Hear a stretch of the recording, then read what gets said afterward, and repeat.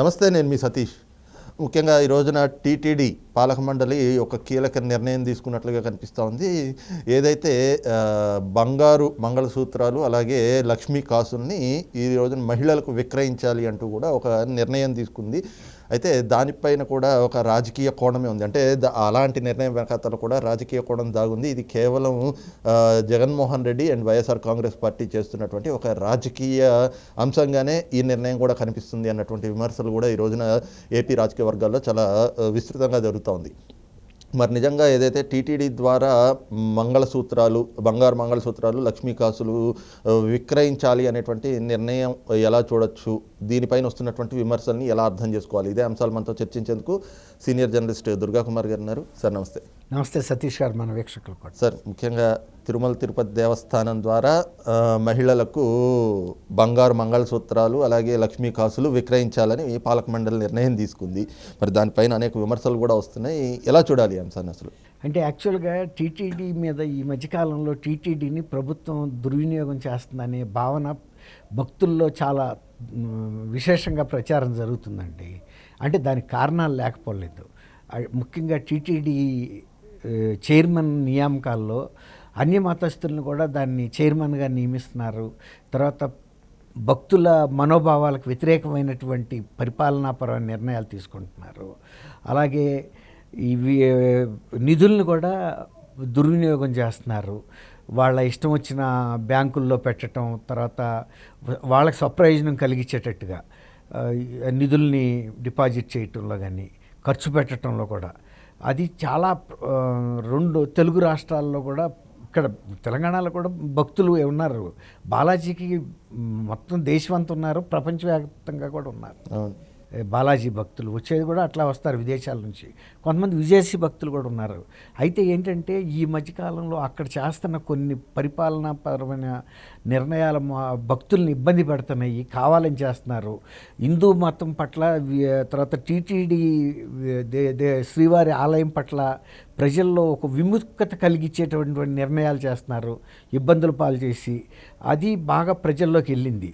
దాన్ని కొంత ఇది చేసుకోవటానికి, రికవర్ చేసుకోవటానికి ఈ విధమైనటువంటి మతపరమైన విశ్వాసాలని మహిళా భక్తుల్లో కొంచెం పెంచడానికి ఈ మంగళసూత్రాలు, ఈ సెంటిమెంటు, ఆ భావన, తర్వాత లక్ష్మీ రూప్ అని మంగళసూత్రంతో పాటు కట్టుకుంటారండి.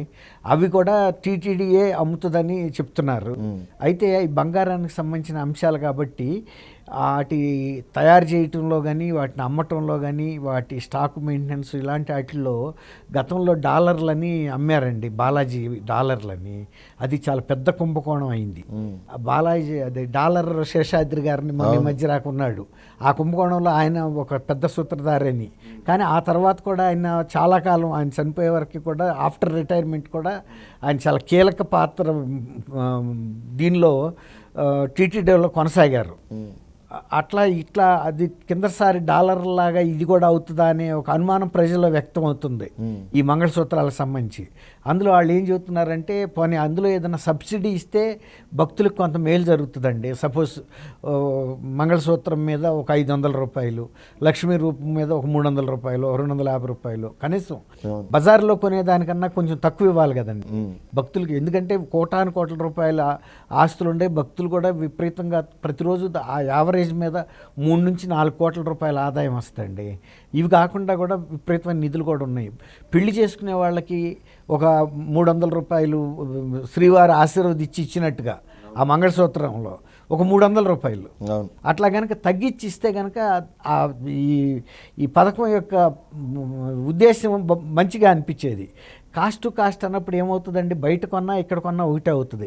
కానీ ఇక్కడ ఉండే క్యారెట్ విషయంలో ఎంత కలుపుతారో వీళ్ళు బంగారంలో కాపర్ మనకు తెలియదు.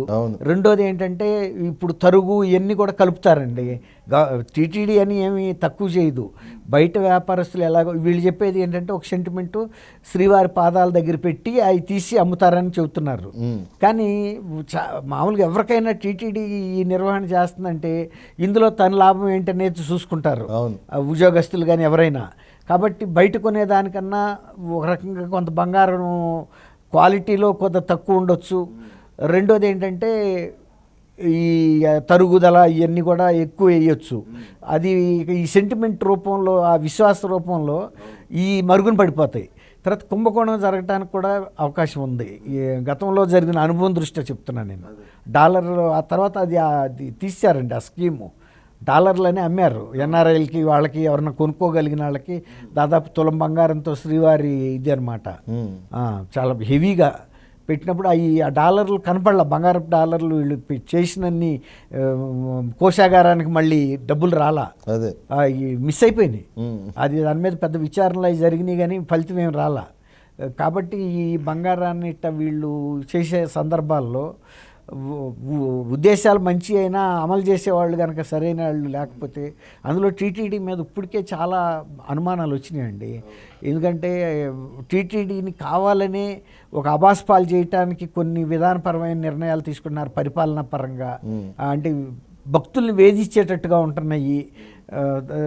అంటే విముఖత, అంటే ఇక్కడికి వస్తే ఇంత కష్టమా తిరుమలలో దర్శనం చేసుకోవటం కానీ, లేకపోతే కాటేజెస్ కానీ అన్నీ. తర్వాత ఫుడ్ విషయంలో కూడా ఇదివరకట్లాగా క్యాంటీన్లు అవన్నీ కూడా లేకుండా సెంట్రలైజ్ చేశారు. అట్లా కూడా తర్వాత మొన్న మధ్య వెంగమాంబ అన్నదాన సత్రంలో చూసాం కదండి, ఎంత వరస్ట్ ఫుడ్ అండి. ఎప్పుడు కూడా అట్లా ఉండదు. మరి టీటీడీ అంత దాన్ని ఏమంటారు, దెబ్బతీస్తున్నారు. ఒక పిసినారితనంతో భక్తులకి సరైన ఫుడ్ కూడా ఇవ్వకుండా. వెంగమాంబ సత్రం అనేది చాలా పవిత్రమైంది, చరిత్రాత్మకమైంది. ఆమె ఆ రోజున శ్రీవారి దర్శనానికి వచ్చే భక్తులకి ఆమె అన్నదాన సత్రవ అది. ఆమె మరి పెట్టిన దాన్ని, ఆమె పేరును కూడా ఇచ్చేసారు ఫస్ట్ టైము. ఎంతోమంది భక్తులు లేచి వెళ్ళిపోయారు కదండి తినకుండా, అంత నాసిరకంతో పెట్టారు. ఇంకా పైగా దాన్ని సమర్థించుకోవటం అది. కాబట్టి ఈ స్కీమ్లో మనం ఆశించినంత ఫలితాలు వస్తాయని అయితే నాకు అనిపించట్లేదండి. ఇది ఒక రకంగా ఎలక్షన్లు కూడా వస్తున్నాయి కాబట్టి, ఒకటేమో టీటీడీ మీద బాగా వ్యతిరేకత వచ్చిందండి భక్తుల్లో. కావాలని వీళ్ళు తీసుకొస్తున్నారు అన్ని వ్యతిరేక నిర్ణయాలు అనేది. అది కొంత మాఫ్ చేయటానికి అన్నట్టే నాకు అనిపిస్తూ ఉంది. అలాగే చూస్తే ఇదే భూమన్ కరుణాకర్ రెడ్డి గారు గతం నుంచి కూడా ఈ రకంగా ఆయన ఉన్న ప్రతిసారి ఏదో ఒకటి అంటే చర్చల్లోకి రావటం అంశాలు చూస్తే, గతంలో కూడా ఇలాగే టీటీడీకి ఉన్నటువంటి భూముల విక్రయాలు అనేటువంటి ఒక ప్రతిపాదన తేవడం, ఆ నిర్ణయము, ఈ విధంగా స్వామివారి అంటే అక్కడ ఆ క్షేత్రానికి ఉన్నటువంటి పవిత్రతను కూడా దెబ్బతీసే విధంగా వ్యవహరిస్తున్నారు. మరి ఈ రోజున ఇలాగా ఏది మంగళసూత్రాలు, బంగారు మంగళసూత్రాలు, లక్ష్మీకాసులు విక్రయానికి పెడుతున్నాము అంటే ప్రజల్లో మరి నిజంగా ఏమన్నా ఇది మార్పు అంటే వీళ్ళ పట్ల ఏమన్నా సానుకూలమైనటువంటి ఆలోచనలు వచ్చే అవకాశం ఉంటుందంటారు? అదే ప్రయత్నం అండి, దానికోసం వీళ్ళు ప్రయత్నం. ఇప్పుడు ఏంటంటే వీళ్ళు టీటీడీలో ఉన్న వాళ్ళు ఎవరు కూడా టీటీడీ పట్ల అభిమానంతో చేయటం లేదు. వీళ్ళకి వేరే మత విశ్వాసాలు ఉన్నాయి. ఈ మతస్థుల్ని టీటీడీకి దూరం చేయటానికి కావాల్సిన నిర్ణయాలు తీసుకుంటున్నారు ఉద్దేశపూర్వకంగా. దాని మూలన భక్తులకి శ్రీవారికి దూరం పెరుగుతుంది, అనుసంధానం అవటంలా అంబికా అగరబత్తిలాగా పెరుగుతుంది. అందువల్ల దాన్ని మాఫ్ చేసుకోవడానికే ఇట్లాంటివి చేస్తున్నారనేది నాకు కూడా అట్లా అనిపిస్తుందండి. కాబట్టి మరి వీళ్ళు ఎంతవరకు దాన్ని పటిష్టంగా అమలు చేస్తారు, లోపరహితంగా చేయగలుగుతారు అనేది మనం చూడాలి. అది రైట్. ఇది చూస్తున్నాం కదా, ముఖ్యంగా ఏదైతే ఈ రోజున టీటీడీ ద్వారా బంగారు మంగళసూత్రాలు, లక్ష్మీకాసులు విక్రయం అంటూ కూడా ఒక నిర్ణయం తీసుకోవడం, దాని వెనకాతలు కూడా రాజకీయపరమైనటువంటి ఆలోచనగానే కనిపిస్తుంది. కేవలం ఎన్నికలు రాబోతున్నాయి కాబట్టి మహిళా ఓటర్లను ఆకర్షించేందుకు ఇలాంటి నిర్ణయాలను అయితే కనుక టీటీడీ ద్వారా తీసుకున్నట్లుగా అయితే ఈరోజు ఈ ప్రకటనతో అర్థమవుతోంది. అదే సమయంలో ఈ బంగారు మంగళసూత్రాలు, లక్ష్మీకాసులు అనేటువంటి దాంట్లో కూడా కుంభకోణాలు జరిగేటువంటి ప్రమాదాలు ఎక్కువగా కనిపిస్తున్నాయి గత అనుభవాల దృష్ట్యా అన్నటువంటి భావాన్ని కూడా సీనియర్ జర్నలిస్ట్ దుర్గా కుమార్ గారు వ్యక్తం చేస్తూ ఉన్నారు. Thank you. నమస్కారం సతీష్ గారు, వీక్షకులు.